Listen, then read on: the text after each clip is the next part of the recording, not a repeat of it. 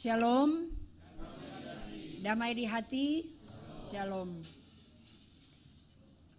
Puji Tuhan, kita bersyukur karena di hari Minggu yang pertama di bulan April, di bulan yang keempat, kita lagi ada dalam persekutuan yang beribadah di Minggu Sengsara yang keenam, Minggu Sengsara yang terakhir.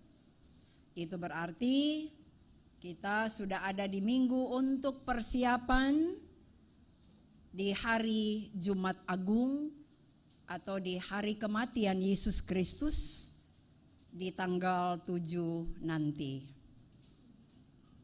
Kita sementara menghayati bagaimana pengorbanan Kristus untuk dosa saya dan dosa saudara-saudara. Di minggu berjalan ini kita dituntun dengan firman Tuhan menurut kesaksian Injil Matius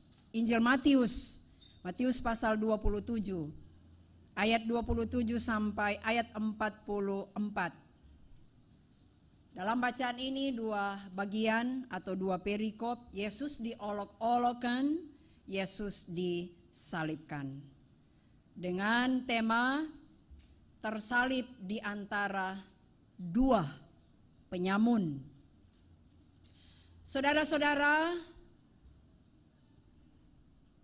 apa yang menjadi respon kita, reaksi kita ketika kita mendapatkan perlakuan yang tidak benar,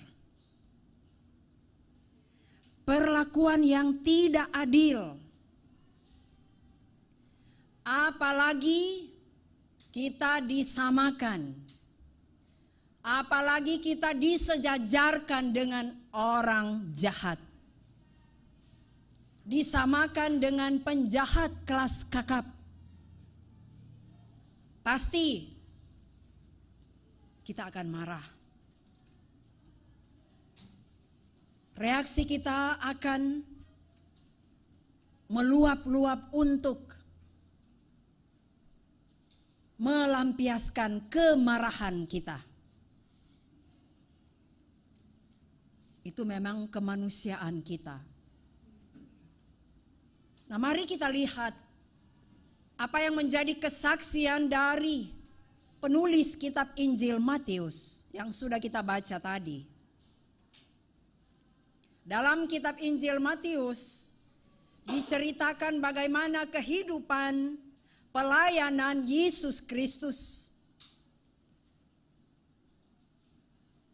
Dalam Injil Matius juga dikisahkan bagaimana Yesus Kristus itu dengan keilahiannya. Kita bisa baca keseluruhan bagian dalam kitab Injil Matius, di dalamnya bagaimana karya selamat yang dikerjakan oleh Yesus Kristus melalui orang-orang yang sakit dia sembuhkan, orang-orang yang mati dia bangkitkan. Tapi juga dalam kitab Injil Matius ini, bagaimana Yesus Kristus itu adalah manusia yang sejati, harus menderita, mengalami sengsara, bahkan mati tersalib. Tapi bangkit dari antara orang mati. Itu kita akan rayakan nanti pada hari Paskah, hari kebangkitan. Rangkaian penderitaan, kesengsaraan yang Yesus alami, yang Yesus rasakan, itu semua karena Allah mengasihi saya dan saudara-saudara. Karena tidak ada lagi yang akan menyelamatkan kita selain Yesus. Orang manusia semua berdosa. Tidak mungkin kita untuk menyelamatkan manusia. Hanya Yesus. Inisiatif Allah datang ke dalam dunia menjadi manusia. Mengapa juga dia menjadi manusia? Supaya juga dia merasakan apa yang menjadi penderitaan, sakit dari kita semua sebagai manusia. Nah, dari bacaan Alkitab kita tadi dimulai dengan bagaimana perlakuan tindakan dari para serdadu-serdadu atau dari para prajurit-prajurit Romawi. Mungkin di antara kita sudah banyak membaca bagaimana serdadu-serdadu ataupun prajurit-prajurit Romawi ini sangat kejam, sangat bengis, sadis. Satu pasukan itu kurang lebih 100 orang. Dan di sini dikatakan memanggil seluruh pasukan berkumpul sekeliling Yesus. Itu berarti lebih dari 100 orang. Kurang lebih 500 sampai 600 serdadu-serdadu. Mengapa harus banyak yang menjaga, yang mengawal Yesus pada waktu itu? Karena pada waktu itu mereka menganggap karena yang disebutkan tadi, yang dikatakan tadi, dengan keilahian Yesus, Yesus sudah menyembuhkan orang-orang sakit yang menurut manusia nyana mungkin. Apalagi membangkitkan orang mati. Itu berarti di anggapan mereka bahwa Yesus itu adalah Sang Ilahi yang punya kekuatan supranatural yang tidak dimiliki oleh manusia. Yesus diperlakukan bagaikan seorang penjahat yang besar, kelas kakap. Perlakuan mereka di bacaan yang pertama, mereka menanggalkan pakaiannya dan dipakaikan jubah ungu. Seperti yang dipakai oleh para pendeta di minggu-minggu sengsara, jubah ungu. Sebenarnya warna ungu ini atau jubah ungu itu dipakai oleh para raja, kaum bangsawan. Jadi nggak semua orang. Tapi ketika mereka mengenakan kepada Yesus jubah ungu itu sama dengan ejekan mereka kepada Yesus yang disebut-sebut sebagai raja. Selanjutnya mereka menganyam mahkota duri. Biasanya kalau seorang raja pakai mahkota yang terdiri dari barang-barang atau yang mahal. Mau berlian, mau intan. Barang yang berharga sekali. Tapi justru mereka menganyam mahkota duri. Itu terbuat dari tumbuhan yang berduri yang ada di Palestina. Itu kurang lebih 5 cm panjangnya. Mereka anyam dan mereka pakaikan kepada Yesus Kristus. Itu juga sebagai tanda ejekan mereka kepada Yesus. Selanjutnya mereka memberi bulu ke tangan kanannya. Ini juga sebagai ejekan kalau seorang raja pegang tongkat kerajaan. Tapi justru yang mereka tempat yang bernama Golgota, yang berarti Bukit Tengkorak. Dan sementara Yesus tentu memikul salibnya dari tempat pengadilan menuju Golgota, tentu Yesus sudah merasakan bagaimana sakitnya, bagaimana beratnya salib yang dipikul. Dan ketika mereka membawa disalibkan, ada seorang yang bernama Simon dari Kirene. mereka paksa dia untuk memikul salib yang dipikul oleh Yesus. Ada para ahli yang mengatakan mungkin mereka takut. Jangan-jangan Yesus mau mati di jalan atau nak berdaya. Padahal masih ada rencana jahat dari mereka terhadap Yesus. Penyiksaan terhadap Yesus sampai di Bukit Golgota, Bukit Tengkorak, Kalvari, Inggrisnya Kalvari ya. Saya membaca Bukit Tengkorak, ada seorang pendeta yang menafsirkan tengkorak itu ada di kepala torang. Dan di dalam kepala ini ada torang pe otak, torang pe pikiran. Terkadang dengan otak, dengan pikiran kita yang menyalibkan Yesus dengan pikiran-pikiran yang jahat.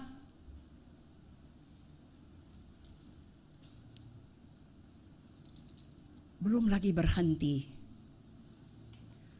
Mereka memberi Yesus minum. Dan minum ini bukan menghilangkan rasa haus. Anggur yang bercampur empedu. Kalau di Injil lain, anggur yang bercampur mur. Biasanya dicampur itu untuk menghilangkan rasa sakit. Tuhan Yesus cuma ada mengecap sedikit. Mengecap. Nggak minum semua. Kalau bilang mau menghilangkan rasa sakit, artinya Yesus benar-benar dia merasakan sakit penderitaannya dengan kesadaran penuh. Sempurna penderitaan Yesus. Dan di atas kepala Yesus disalib itu ada tulisan Inri. Inilah raja orang Yahudi. Dan ini juga adalah suatu ejekan. Orang-orang Romawi mungkin orang mau bilang, ini kamu peraja yang disalibkan. Ini yang kamu sebut-sebut sebagai raja.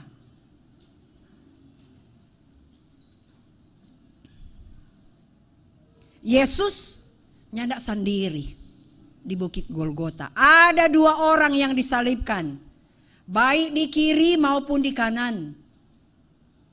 Dikatakan sebagai penjahat, penyamun di kiri dan di kanan.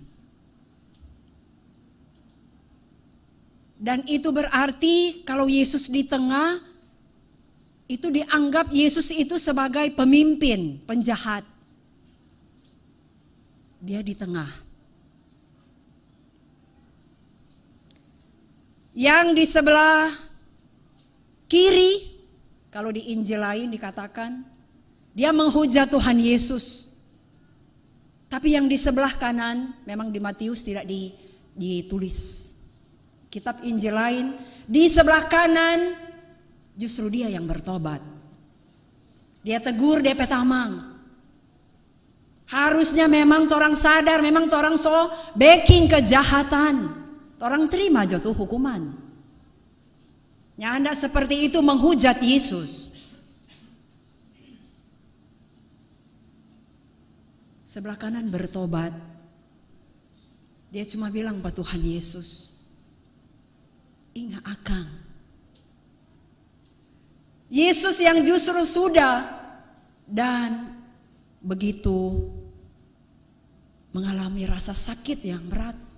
Tapi justru di atas kayu salib, Yesus masih melihat dan Yesus mengampuni. Sesungguhnya hari ini juga engkau akan ada bersama-sama dengan aku di Taman Firdaus. Itu yang di sebelah kanan. Ada DP lagu itu. Di kiri telah menghujat, di kanan bertobat. Tuhan menilik dia, dan seterusnya. Itu lagu biasanya di kematian ya, di Jumat Agung.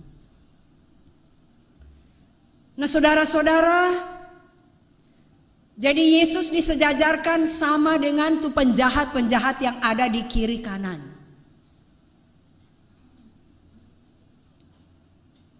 Dan memang seperti itulah yang dikatakan dalam Yesaya 53 ayat 12b. Ia terhitung di antara pemberontak-pemberontak.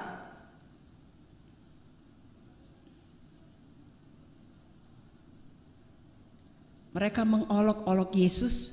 Bukan hanya orang banyak yang hadir pada waktu itu, tapi juga pemimpin-pemimpin agama, pemerintahan. Para imam, para ahli Taurat menghujat Yesus, mengolok-olokkan dia. Kita melihat bagaimana ketika Yesus sudah disalibkan, bahkan sebelum itu Yesus sabar. Yesus tetap setia menanggung derita, sakit secara fisik, psikis, lahir batin. Karena dia juga seorang manusia seperti yang disampaikan tadi. Saudara-saudara, dari pembacaan Alkitab ini, memang Yesus yang datang ke dalam dunia harus mengalami derita sengsara, disalibkan bahkan mati untuk menebus saya dan saudara-saudara. Dari rangkaian penghukuman, penderitaan dari Yesus Kristus, sekali lagi ia tetap sabar, ia tetap taat, ia tetap setia, ia tidak menghindar, ia tidak membela diri, ia tidak melawan. Semua ini karena menyelamatkan kita dan tentu melaksanakan misi Allah, missio Dei, yaitu keselamatan untuk manusia dan dunia. Saudara-saudara, kita belajar dari firman Allah ini, tentu dari tokoh yang utama, yaitulah Yesus Kristus. Kalau kita merasa diperlakukan tidak adil, tidak benar, padahal kita sudah berusaha melakukan yang baik dan yang benar, apakah kita masih mampu untuk meneladani Yesus, untuk tetap sabar, tetap taat? Mungkin rasa sulit ya. Orang lain bilang saya penjahat, saya melakukan yang tidak benar. Apakah kita mampu? Kita merenungkannya. Karena seperti tadi mungkin kita akan bereaksi untuk membalas, untuk melawan, untuk membela diri.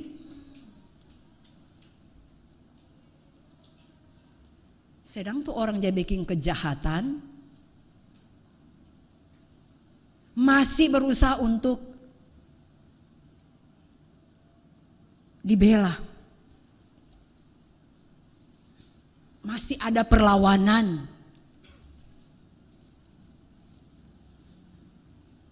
Dewasa ini banyak contoh perlakuan-perlakuan tidak adil, tidak benar dalam kehidupan kita. Mulai dalam kehidupan keluarga, apakah orang tua terhadap anak-anak, saudara bersaudara, anak-anak terhadap orang tua, ataupun dengan sesama kita, orang-orang terdekat kita. Dalam pelayanan di gereja, bahkan dalam kehidupan di tengah-tengah masyarakat.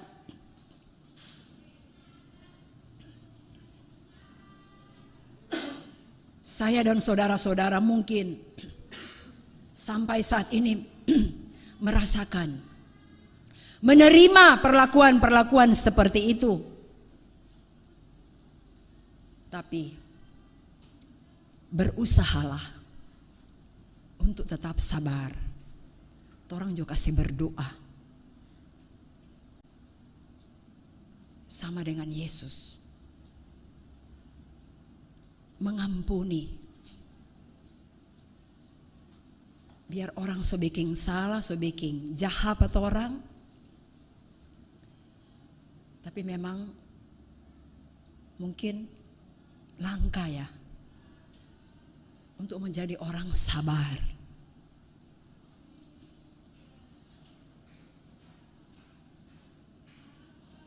Kita belajar dari firman Allah ini bagaimana Yesus yang taat kepada Allah Bapa yang sudah mengutusnya ke dalam dunia, melaksanakan kerja selamat. Nah, demikian dengan kita, apalagi dalam gereja, dipercayakan tanggung jawab pelayanan.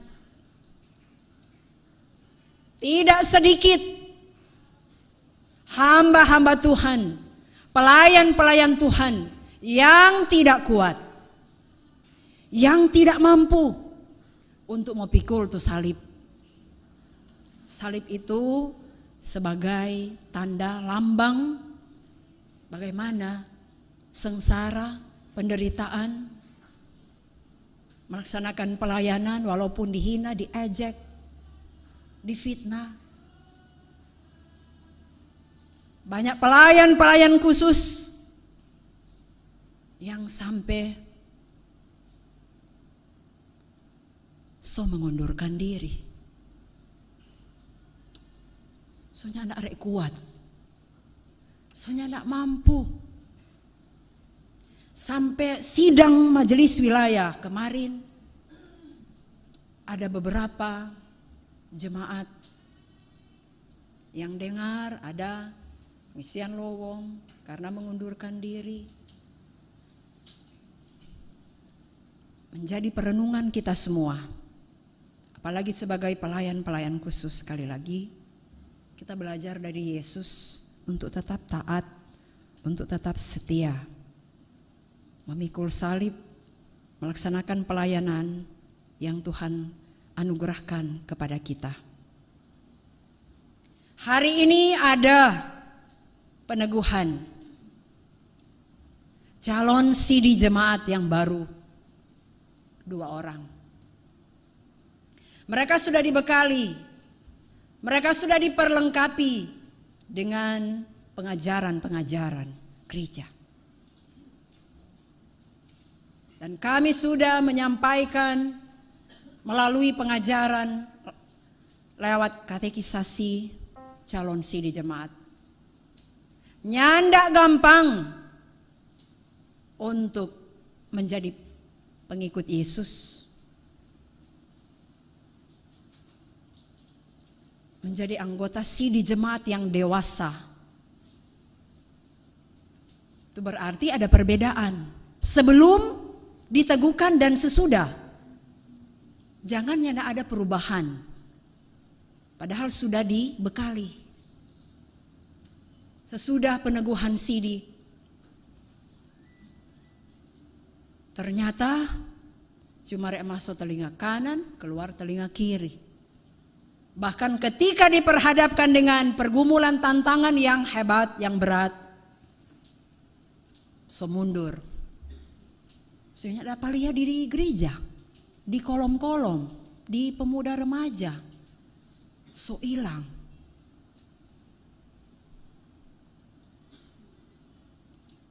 Nah, saudara-saudara yang dikasih dan diberkati oleh Tuhan Yesus Kristus, di minggu sengsara yang ke-6 ini, bukan berarti orang berakhir di sini untuk menghayati bagaimana pengorbanan Kristus, tetapi sepanjang perjalanan kehidupan kita menghayati bagaimana tuh Tuhan Yesus pebae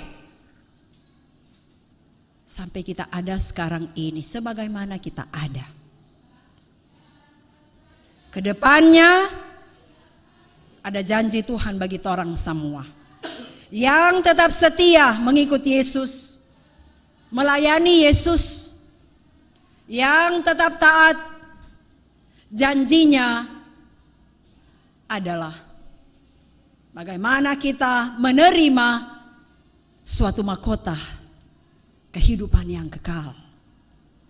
Bukan mahkota yang diberi oleh dunia, tetapi mahkota kehidupan yang kekal yang Tuhan kasih pada orang. Tuhan Yesus memberkati kita. Amin.